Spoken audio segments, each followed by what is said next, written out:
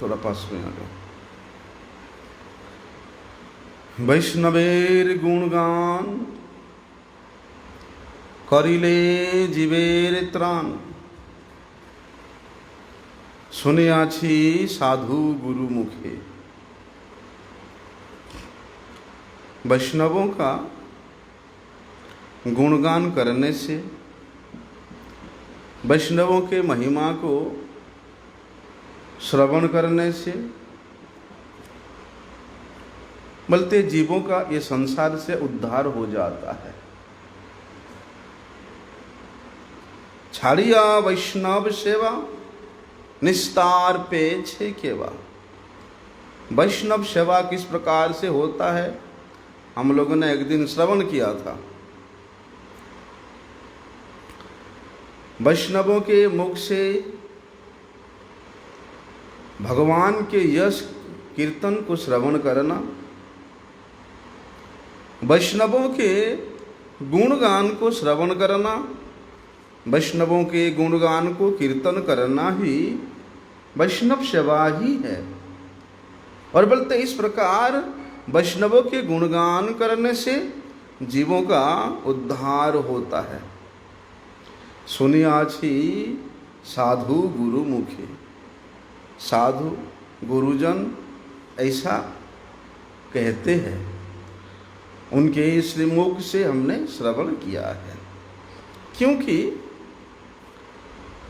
वैष्णवों का स्मरण ही हमारा निधि है, हमारा रत्न है। जिस समय वैष्णवों के स्मरण से, वैष्णव गुणगात श्रवण करने से हम लोग विच्युत हो जाते हैं, उसी समय बड़ा भारी विपत्ति आकर के हमारे सिर पे बैठ जाता है।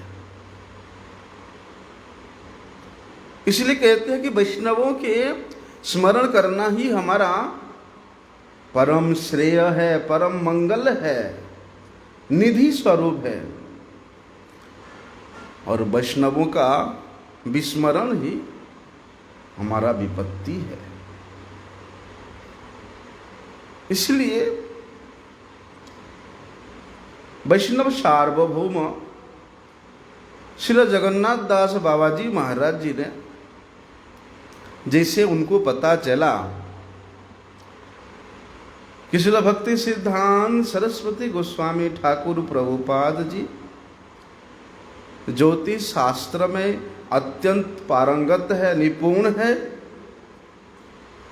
तब उन्होंने कृपापूर्वक श्रील प्रभुपाद को श्री नवद्वीप पंजिका प्रकाश करने के लिए निर्देश दिया था। और नवद्वीप पंजिका प्रकाश करने के निर्देश का मूल उद्देश्य क्या था उनका,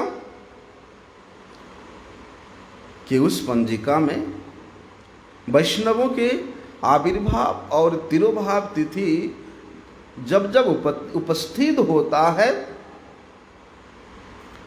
बोलते उन वैष्णवों के आविर्भाव और तिरोभाव तिथि के विषय में उस पंजिका में लिखना है। क्योंकि जब जब वैष्णवों के आविर्भाव या तिरोभाव तिथि उपस्थित होता है तो समस्त वैष्णव जन, वैष्णव समाज क्या करते हैं, उन वैष्णव के महिमा कीर्तन को श्रवण करते हैं। इसलिए जिस प्रकार से समस्त वैष्णवों को, वैष्णवों के चरित्र को आविर्भाव तिथि में विशेष रूप से श्रवण करने को मिलेगा, इसलिए श्री जगन्नाथ दास बाबा जी महाराज ने श्रील प्रभुपाद जी को निर्देश दिया कि तुम नवद्वीप पंजिका बनाओ और उसमें समस्त वैष्णवों के आविर्भाव और तिरोभाव के विषय में व्यक्त करो। आज इसी क्रम में श्रील प्रभुपाद जी के परम प्रिय पार्षद श्रील भक्त्यालोक परमहंस गोस्वामी महाराज जी का तिरोभाव है ना, आविर्भाव तिथि पूजा मास।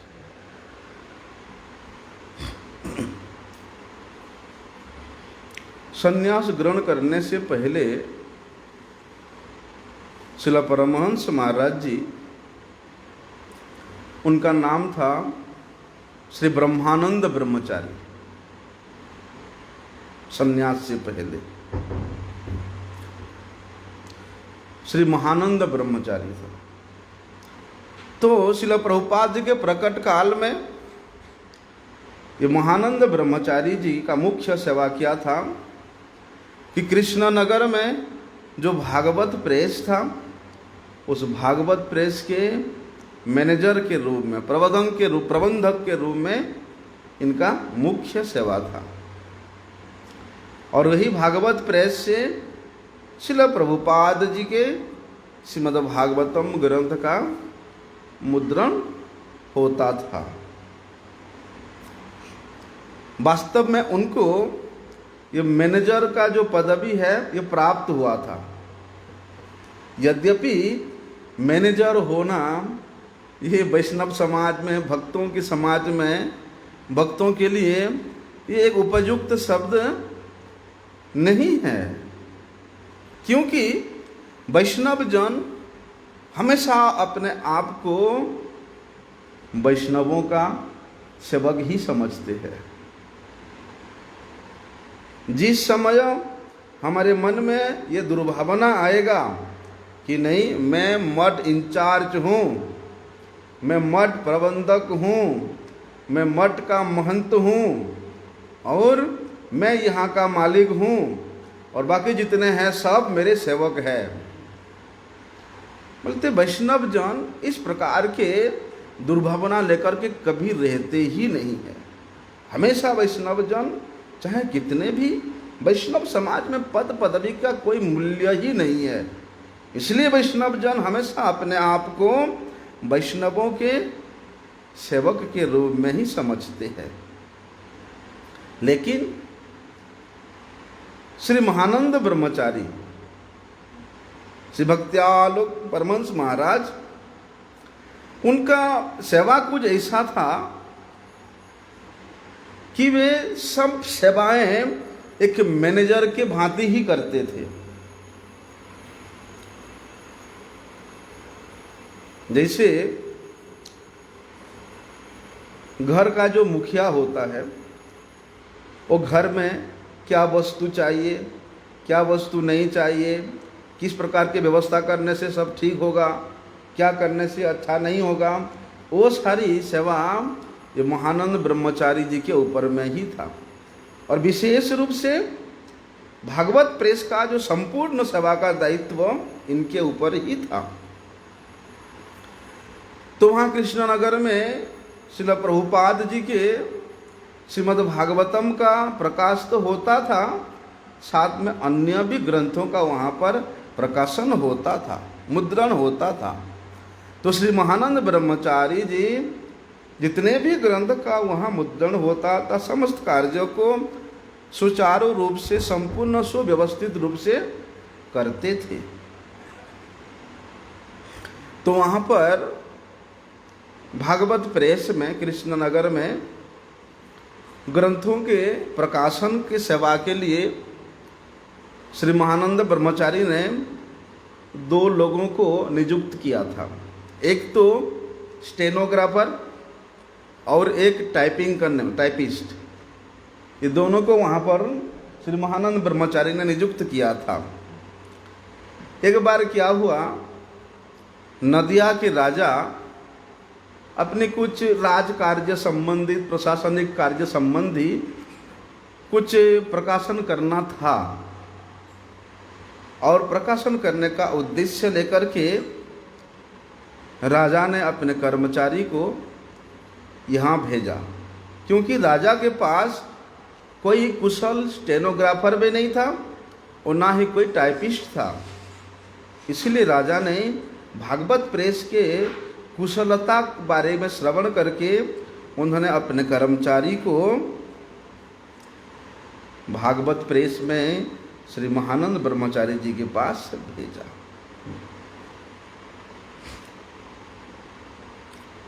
तो जिस प्रकार राजा का कुछ प्रकाशन करने का जो भी इच्छा था, तो राजा के उस इच्छा के मुताबिक श्री महानंद ब्रह्मचारी ने भागवत प्रेस के जो स्टेनोग्राफर और टाइपिस्ट था उनको राजा के उस सेवा में लगा दिया। और विशेष रूप से राजा के द्वारा जो ग्रंथ, जो किताब का, जो व्यवस्था का, जो रूल रेगुलेशन का प्रकाशित होना था, उसको बड़े ही सुंदर रूप से, किसी प्रकार के वहाँ भूल नहीं रहते हुए निर्भूल रूप से उन्होंने उस कार्य को वहाँ किया। तो राजा के पास में इतना उत्तम कोटि के मुद्रण का प्रस्तुति को देख करके, और ना केवल उत्तम कोटि का मुद्रण, बोलते कहीं पर भी किसी भी पेज में, किसी भी सेंटेंस में, किसी भी अक्षर में कोई त्रुटि नहीं था। और उन्होंने जो पुस्तक का मुद्रण कराया था, इतना उच्च गुणवत्ता से वो मुद्रित हुआ था कि उस मुद्रण करने के शैली को देख करके राजा विशेष प्रभावित हुआ।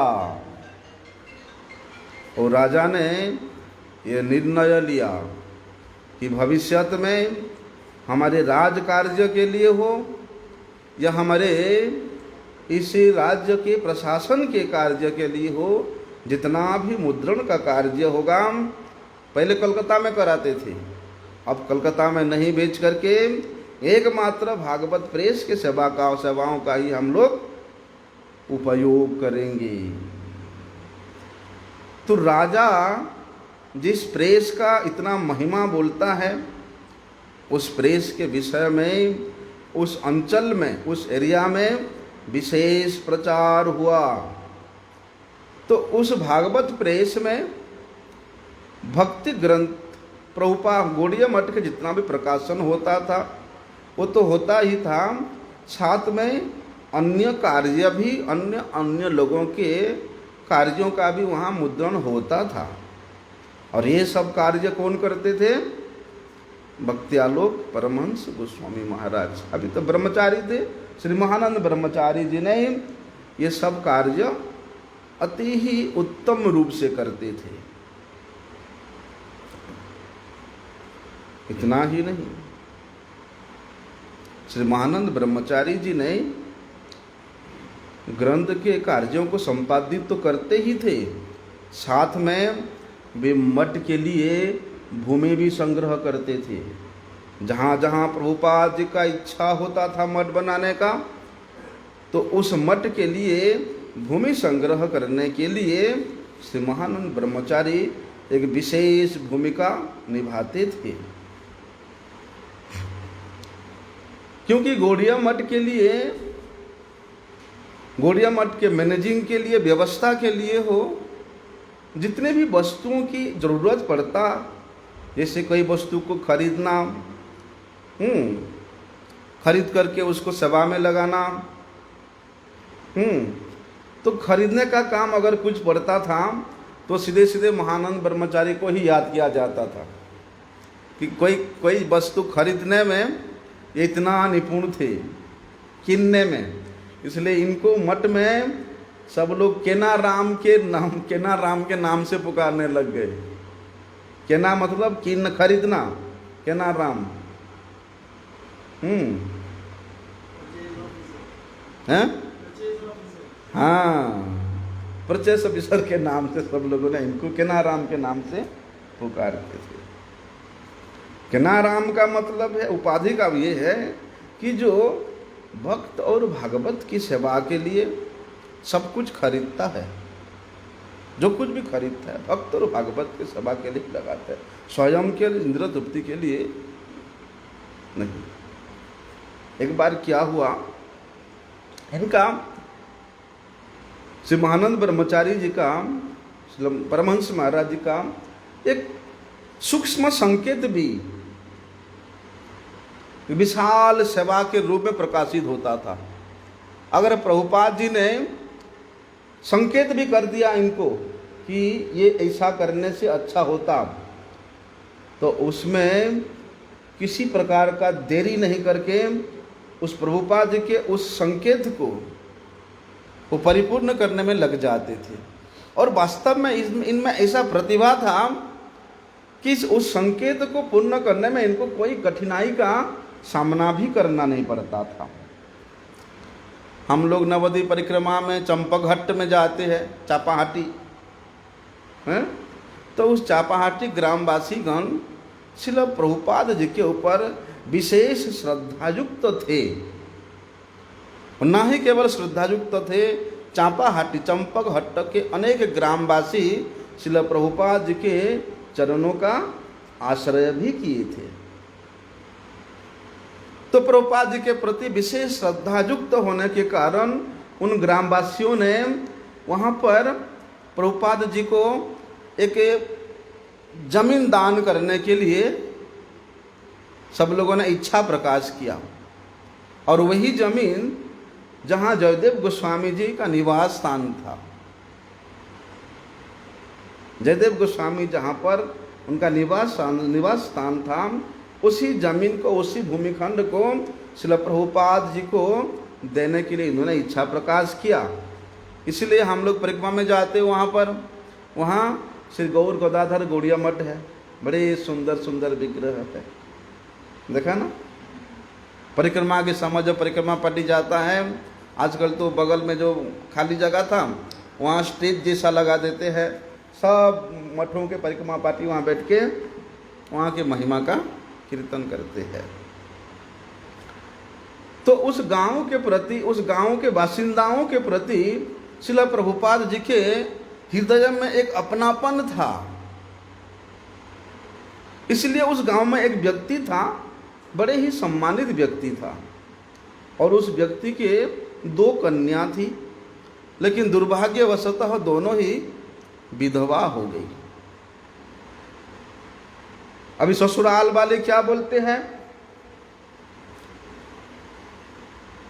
विधवा होने के बाद तो पिता के संपत्ति के ऊपर तो पुत्र का अधिकार रहता है, लेकिन अभी दोनों पुत्र ही चल बसे, तो दोनों बहुओं को वहाँ किसी प्रकार के कोई संपत्ति नहीं देने के लिए उन दोनों कन्याओं के ससुराल वालों ने घोषणा कर दिया कि हमारे पुत्र ही नहीं है तो हम अपने बहुओं को संपत्ति का अधिकार क्यों देंगे। वास्तविक में अधिकार तो होता है, लेकिन उन्होंने मना कर दिया। अभी गांव में चर्चा का विषय बन गया है, अब ये दोनों स्त्रियां किस प्रकार से अपना जीवन निर्वाह करेंगे। जब श्रील प्रभुपाद जी इन दोनों स्त्रियों के विषय, दुर्दशा के विषय में श्रवण किया, जब उनको पता चला कि उस गांव में ऐसा हो गया और उस सम्मानित व्यक्ति जिसके कहने पर सब गांव के लोग एकत्रित होकर के गौड़िया मठ के सभा में नियोजित होते थे, उसके घर में ऐसा हो गया, तो श्रील प्रभुपाद जी ने कहा कि अब ये दोनों कन्याएं, दोनों स्त्रियां अपने जीवन निर्वाह कैसे करेंगी। तो श्री महानंद ब्रह्मचारी श्रील भक्त्यालोक परमहंस महाराज, प्रभुपाद जी का तो केवल एक छोटा सा संकेत था कि वो लोग कैसे अपने जीवन धारण करेंगे। तो श्री महानंद ब्रह्मचारी जी ने अपने गुरुदेव श्रील प्रभुपाद के एक साधारण जिज्ञासा रूपी इन शब्दों को आदेश के रूप में मान लिया। प्रभुपाद जी ने यद्यपि आदेश नहीं दिया, प्रभुपाद जी ने थोड़ा सा चिंता व्यक्त किया कि अब कैसे वो बेचारे अपना जीवन निर्वाह करेंगे, उनका कोई अधिकार ही सब छीन लिया गया उनके ससुराल वालों की तरफ से। प्रभुपाद जी ने थोड़ा सा चिंता व्यक्त किया, संकेत किया बस। तो प्रभुपाद जी के उसको आदेश मान करके श्री महानंद ब्रह्मचारी ने क्या वहाँ राना घाट के जो न्यायालय है, स्थानीय न्यायालय में, उन्होंने उन स्त्रियों के विरुद्ध, स्त्रियों के इस प्रकार के दुर्दशा हो रहे सोच करके उन्होंने उनके ससुराल वालों के विरुद्ध में एक मुकदमा दाखिल कर दिया। और अंततः अंतिम में यही हुआ कि मुकदमा में ये लोग जीत गए और उनको उनके अधिकार से कोई वंचित नहीं कर सकता था, ऐसा। और प्रभुपाद जी ने बोलने का मतलब ये है, प्रभुपाद जी केवल थोड़ा सा चिंता व्यक्त किए तो साथ साथ उन्होंने उनकी सुव्यवस्था कर दिया। तो ऐसा बुद्धिमत्ता पूर्वक सेवा में श्री महानंद ब्रह्मचारी जी अपने आप को लगा के रखते थे। एक बार क्या हुआ, श्रील प्रभुपाद जी के एक शिष्य थे जिनका नाम था निशिकांत सान्याल। अरे निशिकांत सान्याल कटक में, उड़ीसा में जो कटक है, कटक के रेवेंसा कॉलेज के ये एक प्राध्यापक थे, एक लेक्चरर थे, प्रधान अध्यापक थे, प्रिंसिपल थे। तो उनका पूरा परिवार था, उनका स्त्री था, उनके पुत्र थे, उनके कन्याएं थी, सब कुछ थे।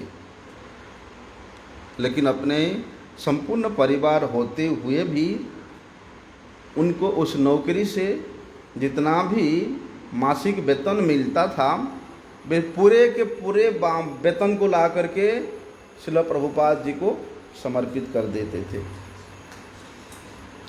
जबकि श्रील प्रभुपाद ने उनसे कहा था कि देखो, तुम अगर इस प्रकार अपना सब कुछ वेतन यहाँ मुझे प्रदान करते रहोगे तो तुम्हारे भी तो परिवार है, तुम्हारे परिवार का फिर निर्वाह कैसे होगा? तो अपने परिवार के भूषण पोषण के लिए कुछ तो आप बचा के रखो। आप तो त्यागी नहीं हो, आप जितने कमाते हो, जितना भी आपको वेतन मिलता है सब ला करके आप यहाँ दे देते हो। कुछ बचा कर रखने से अपने परिवार के लिए अच्छा होगा। तो श्री निशिकांत सान्याल अपने परिवार के प्रति कोई भी ऐसी चेष्टा नहीं था कि उनका मैं कुछ भरण पोषण करूं। तो श्रील प्रभुपाद जी ने एक बार ये महानंद ब्रह्मचारी को बुला करके कहा कि देखो, ये प्रोफेसर साहब हैं, जब से हमसे दीक्षा ग्रहण किए तभी से इनको जितना भी वेतन मिलता है सब हमको दे देते हैं। अपने परिवार के लिए वे कुछ भी नहीं रखते हैं। इसलिए उनके परिवार का देखरेख करना हमारा कर्तव्य है, हमारा दायित्व बन जाता है। प्रभुपाद जी ऐसे उस महानंद ब्रह्मचारी जी से कहते हैं, और प्रभुपाद जी ऐसे इच्छा प्रकाश करते हैं कि मैं चाहता हूँ कि आप उनके परिवार के निर्वाह के लिए अब संपूर्ण व्यवस्था को, संपूर्ण प्रबंध को कर दिया जाए। ऐसा प्रभुपाद जी ने महानंद ब्रह्मचारी को निर्देश दिया। अभी प्रभुपाद जी का निर्देश प्राप्त करते ही श्री महानंद ब्रह्मचारी बोलते कई वर्षों तक, 1-2 वर्ष ने, कई वर्षों तक वो जो निशिकांत सान्याल उनके परिवार के समस्त आवश्यकता को पूर्ति करने का सुव्यवस्था कर दिया।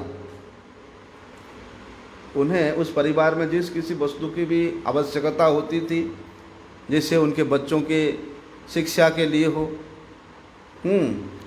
और उनके संतानों के विवाह के लिए हो, जो कुछ भी एक परिवार के लिए लगता है वो सब कुछ व्यवस्था महानंद ब्रह्मचारी जी ने प्रभुपाद जी के इच्छा के अनुसार कर दिया। अभी सोचने वाली बात ये है कि बाह्य दृष्टि से देखने में ऐसा लगता है कि एक त्यागी साधु के लिए इस प्रकार का किसी गृहस्थी के घर में जाकर गृहस्थी के घर चलाने का व्यवस्था करना देखने में असंगत लगता है ना? एक गृहस्थ परिवार में क्या क्या आवश्यकता है क्या चाहिए क्या नहीं चाहिए, उसके गृहस्थी में व्यवस्था अच्छा हो रहा है नहीं हो रहा है, तो उसको देखना एक त्यागी व्यक्ति के लिए कर्तव्य नहीं है। क्योंकि त्यागी का तो हमेशा हरि गुरु वैष्णवों के सेवा में ही नियुक्त रहते हैं, हरि गुरु वैष्णवों की सेवा में ही अपने आप को हमेशा नियुक्त करते हैं, यहाँ करना चाहिए।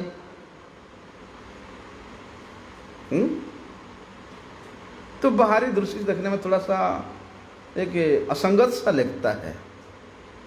फिर भी ऐसी परिस्थिति में दो विचार है। पहला विचार ये है कि शिला प्रभुपाद जी की ओर से उस परिवार को देख रेख करने का प्रत्यक्ष आदेश था, इसलिए गुरु के आदेश को पालन करना शिष्य का परम कर्तव्य है। गुरु के आदेश को पालन करने में शिष्य का कोई दोष नहीं होता। ऐसे कि गुरु अगर एकादशी के दिन में शिष्य को अन्न ग्रहण करने के लिए बोले तो शिष्य निसंकोच गुरु के उस आदेश को पालन करेगा। यहाँ तक तो अपने गुरु शिला प्रभुपाद जी के उस प्रत्यक्ष आदेश को शिरोधार्य करके श्री परमहंस महाराज जी ने उस परिवार का सबको व्यवस्था कर दिया।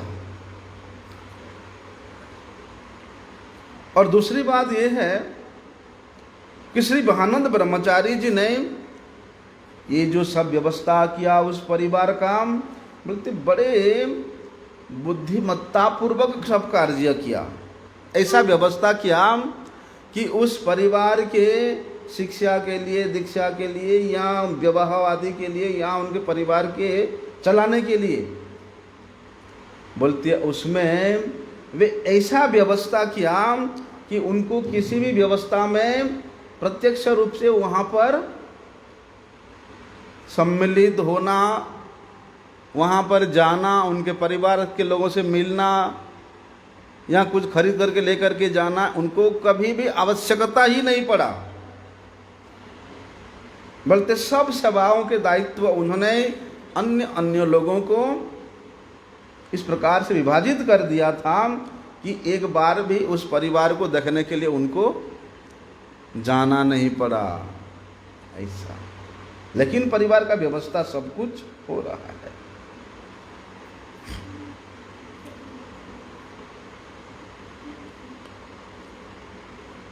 तो वहाँ पर शिला प्रभुपाद जी के अप्रकट होने के बाद कुछ समय बाद श्री महानंद ब्रह्मचारी जी ने मायापुर में गंगा घाट से थोड़ी सी पहले ही, जहाँ पर क्षेत्रपाल शिव जी का मंदिर है, देखा? तो क्षेत्रपाल शिव जी के मंदिर के बगल में ही उन्होंने एक मठ बनाने का इच्छा लेकर के कुछ जगह का, कुछ भूमि का संग्रह किया। लेकिन जिस जगह को उन्होंने संग्रह किया था, थोड़ी ही दिन में उस जगह को खाली देख करके बांग्लादेशवासियों ने, बांग्लादेशी लोगों ने उसको कब्जा कर लिया।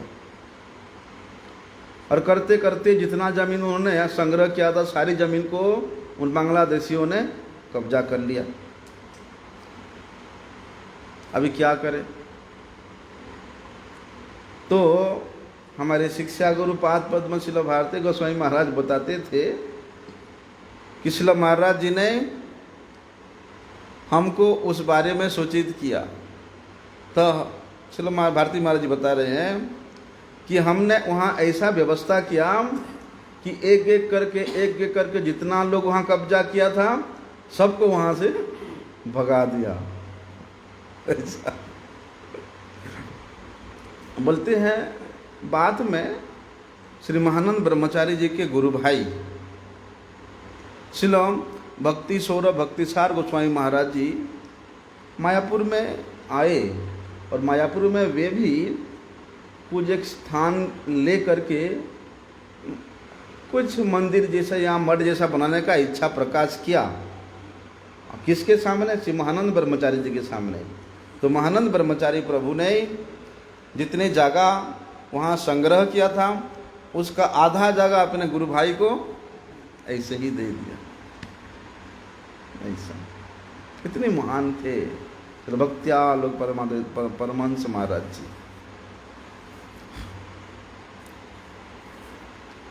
बोलते हैं श्रील प्रभुपाद जी के एक आश्रित शिष्य थे जिनका नाम था भक्ति स्वरूप पर्वत गोस्वामी महाराज। आप लोगों ने नाम सुना होगा, भक्ति स्वरूप पर्वत गोस्वामी महाराज। तो उन्होंने उड़ीसा में खिलचौरा गोपीनाथ के पास में उदला नाम के एक स्थान है, वहाँ पर एक गौड़ीय मठ बनाया था जिसका नाम है बारसव भानवी दयित गौड़ीय मठ। उस मठ का उन्होंने वहाँ पर स्थापना किया था। तो परम पूज्य पाशिल भक्ति स्वरूप पर्वत गोस्वामी महाराज जी के अप्रकट होने के बाद सब भक्त लोग चाहते थे कि वो उदला का मठ हमारे परम गुरु जी को श्रील भक्ति दयित माधव गोस्वामी महाराज जी को मिले और वे भी चैतन्य गौड़ीय मठ का एक शाखा के रूप में परिचित हो, ऐसा वहाँ के सब भक्तों का इच्छा था। तो उस समय श्रील प्रभुपाद जी के सब शिष्यों ने ऐसा विचार विमर्श किया कि महानंद ब्रह्मचारी भक्त्यालोक परमहंस महाराज जी का अपना कोई स्थान नहीं है, इसलिए बारसव भानवी गौड़ीय मठ को उनको दे देने से अच्छा होता, दिया जाना चाहिए। और कहते हैं और उन्हें भक्ति रक्षक सिद्धर गोस्वामी महाराज जी से संन्यास भी ले लेना चाहिए, ऐसा श्रील प्रभुपाद जी के शिष्यों ने निर्देश किया या कुछ विचार किया। तो श्रील महाराज जी ने अपने गुरु भाइयों के इस प्रकार के विचार विमर्श को स्वीकार करके, उनके प्रस्ताव को स्वीकार करके उन्होंने उस बारसव भानवी गौड़ीय मठ उदला के आचार्य के रूप में उस स्थान के सेवा को ग्रहण किया। कौन? श्रील भक्त्यालोक परमहंस महाराज जी ने।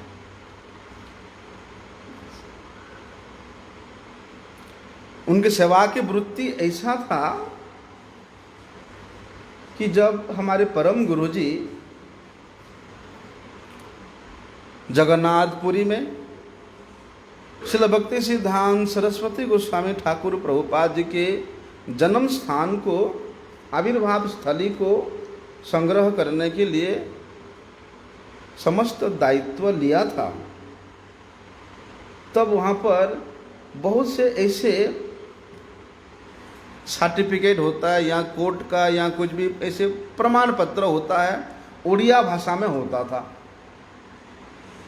तो उस समय उड़िया भक्त उस उदला मठ में एक महाराज थे जिनका नाम था भक्ति सुंदर सागर महाराज। दर्शन किया हमारे गुरुजी के साथ, खूब प्रचार पार्टी में उन्होंने। हाँ, तो वे उड़िया में पारंगत थे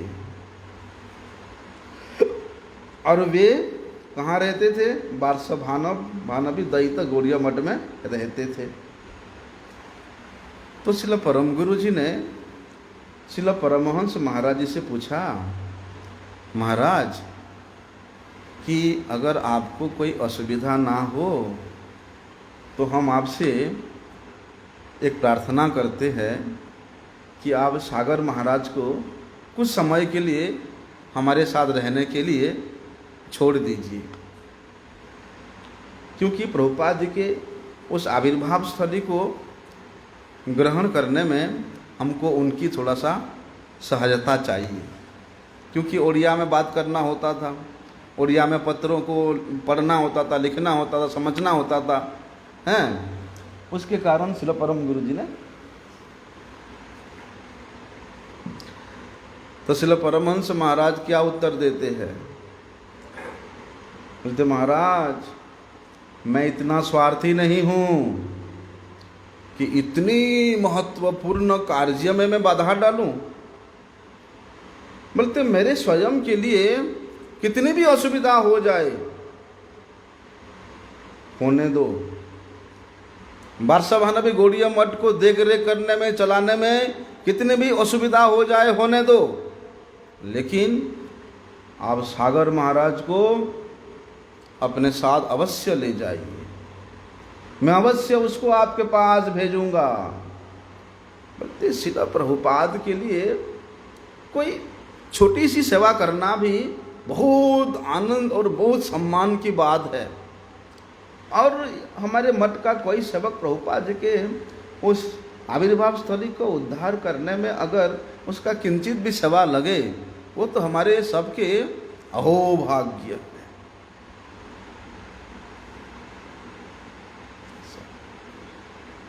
तो शिला परमहंस महाराज जी वास्तव में एक परम स्नेही और बड़े सरल स्वभाव के वैष्णव थे। शिला भारती गोस्वामी महाराज बताते थे कि जब भी हम उनसे भेंट होता था, उनसे भेंट करते थे, तो हम उनको साष्टांग दंडवत प्रणाम करते थे। यद्यपि शिला भारती महाराज बता रहे हैं जी, यद्यपि हम उनके सामने उनके शिशु तुल्य है, उनके शिष्य तुल्य है, फिर भी वे सदैव हमको आलिंगन करते थे। मतलब उनका स्वभाव ऐसा था कि वे कभी किसी की वो भी अपने से छोटा नहीं समझते थे, किसी को कनिष्ठ नहीं समझते थे। सबको वैष्णव समझ करके, सबको भक्त समझ करके, सबको श्री गौरांग महाप्रभु जी के सेवक समझ करके सबको वे सम्मान करते थे। और विशेष रूप से इसलिए सम्मान करते थे कि ये सब मेरे गुरुदेव शिल प्रभुपाद जी के आचरित प्रचारित सिद्धांत को मानने के लिए आए हैं, अर्थात भक्ति मार्ग के पथ पर चल रहे हैं। इसलिए कितने भी नया भी क्यों ना हो, तो कभी किसी को कनिष्ठ नहीं समझते थे। नित्यलीला प्रविष्ट शिला भक्ति प्रमोद पुरी गोस्वामी महाराज जी ने शिला भक्ति आलोक परमहंस गोस्वामी महाराज जी के विषय में ऐसा प्रकाश डाले हैं कि पूज्यपाद शिला परमहंस महाराज जी ने 1893 में 1893 में रविवार के दिन, वैशाख मास के आज के शुक्ला पक्ष प्रतिपदा के दिन में प्रकट हुए थे, उनका आविर्भाव हुआ था। कहते थे कि शिला महाराज जी एक अत्यंत नाम परायण वैष्णव थे। एक वैष्णव का जितना भी वैष्णवोचित सद्गुण होता था, बोलते हैं वे समस्त सद्गुण के शिला परमहंस महाराज जी भंडार थे। और वास्तव में सभी वैष्णव भुवन पावन होते हैं, सभी वैष्णव इस धरती के, इस पृथ्वी के महातुल्य रत्न स्वरूप है। कहते हैं ना, कहाँ बिना रत्न शून्या हैला मेदिनी। बोलते हैं वैष्णवों के अभाव में मेदिनी मतलब ये पृथ्वी रत्नों से शून्य हो गया है। और वास्तव में आज अनुभव हो रहा है। पतित पावन परम आराध्य तम शिला गुरुदेव जब इस धरातल को छोड़ करके वे अपने नित्य सेवा में, नित्य धाम में प्रवेश किए, तभी से मानो ऐसा लग रहा है कि ये पृथ्वी सुना हो गया है। नहीं लगता इसे? अंदर से ऐसा अनुभव हुआ, तभी से होता है, अभी भी हो रहा है। इसलिए वैष्णव विहीन पृथ्वी बोलते हैं वे विपत्तियों का भंडार है, और वैष्णव सहित पृथ्वी वे रत्नों का भंडार है। परम आराध्य श्रील प्रभुपाद जी ने अपने चरणाश्रित श्रील महाराज जी के पूर्वाश्रम का जो नाम था महेंद्रनाथ था, वो महेंद्रनाथ के नाम के अनुसार इनका नाम श्री महानंद ब्रह्मचारी रखा था। कुछ समय बाद प्रभुपाद जी ने इनको एक उपाधि प्रदान किया था। क्या उपाधि? भक्त्यालोक उपाधि। कि भक्ति की आभा से ये दीप्यमान है। भक्त्यालोक का मतलब है कि भक्ति की आभा से दीप्यमान। तो ऐसा भक्ति सूचक उपाधि श्रील प्रभुपाद जी ने इनको प्रदान किया था। तो श्रील प्रभुपाद जी के अप्रकट के पश्चात अपनी गुरु भ्राता श्रील भक्ति रक्षक श्रीधर देव गोस्वामी महाराज जी से इन्होंने संन्यास ग्रहण किया था, और संन्यास के ऊपर इनका नाम हुआ था त्रिदंडी स्वामी श्री श्रीमद भक्त्यालोक परमहंस महाराज। प्रभुपाद जी ने जिस उपाधि दिया था उसी उपाधि से संश्लिष्ट श्री श्रीधर गोस्वामी महाराज ने इनको संन्यास का नाम भी दिया। जैसे अभी हम लोगों ने श्रवण किया था, इसलिए परमाराध्य श्रील प्रभुपाद जी ने पूज्यपाद महाराज जी को बोलते ब्रह्मचारी अवस्था में ही कृष्णनगर में स्थित उस भागवत प्रेस में, और विशेष रूप से श्रीधाम मायापुर में श्री चैतन्य मठ के प्रबंधन करने का भार इनको सौंपा था, प्रदान किया था। तो श्रील महाराज जी ने श्रील प्रभुपाद जी के प्रदान किया गया उन समस्त सेवाओं को विशेष निष्ठापूर्वक कृतित्व के साथ संपादन करते थे, और श्रील प्रभुपाद जी को उन्होंने प्रचुर आनंद विधान किया था। और उसी प्रकार श्रील प्रभुपाद जी भी